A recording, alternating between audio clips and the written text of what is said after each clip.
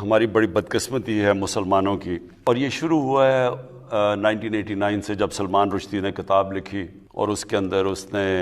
گستاخی کی ہمارے نبی صلی اللہ علیہ وسلم کی شان میں۔ تو تب سے مغرب کے اندر یہ سلسلہ شروع ہوا، پچھلے 30 سالوں سے۔ ہوتا کیا تھا کہ مسلمان کو تکلیف پہنچتی تھی جب یہ اس طرح کی کوئی ان کی شان میں گستاخی ہو۔ اس کے بعد وہاں مغرب میں کوئی رائٹس، یا یہاں بھی لوگ سڑکوں پہ نکلتے تھے، کیونکہ مغرب کو اس چیز کی سمجھ نہیں تھی، کیونکہ وہاں وہ بالکل دین کو اور طرح لیتے ہیں، وہ تو اس کو اس طرح نہیں لیتے جس طرح ہم لیتے ہیں، اور نہ ہی ان کو سمجھ ہے کہ مسلمانوں کو کتنی تکلیف ہوتی ہے، کہ کیسے نبی صلی اللہ علیہ وسلم ہمارے دلوں میں رہتے ہیں، ہمیں اپنی فیملی سے زیادہ تکلیف ہوتی ہے، یعنی کوئی چیز ہمیں اتنی تکلیف نہیں دیتی جتنی جب ان کی شان میں کوئی گستاخی کرتا ہے۔ لیکن مغرب کو یہ سمجھ نہیں آتی، کیونکہ وہ کہتے ہیں جی فریڈم آف سپیچ ہے ہماری، اور ہم آزادی رائے کے نام پہ ہم جو بھی کر لیں،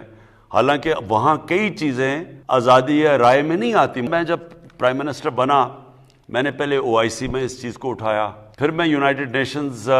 کی جنرل اسمبلی میں اس کو اٹھایا، پھر پریزیڈنٹ اردوغان اور مہاتر محمد، ہم نے تینوں نے مل کے اس کے اوپر بات چیت کی، مغرب کو سمجھایا،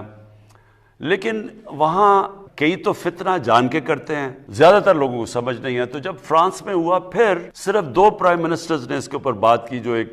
پریزیڈنٹ اردوغان تھے اور دوسرے میں تھا۔ اب دیکھیں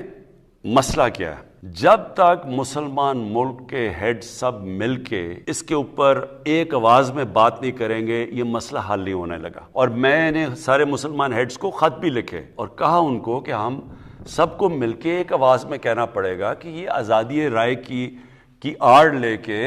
مسلمانوں کو تکلیف نہ پہنچائیں، نبی صلی اللہ علیہ وسلم کی شان میں گستاخی کر کے۔ یہ ایک جد و جہد ہے، مسلسل اس کے اوپر کام کرنا پڑے گا، اور مجھے پورا یقین ہے کہ ہم کامیاب ہو جائیں گے۔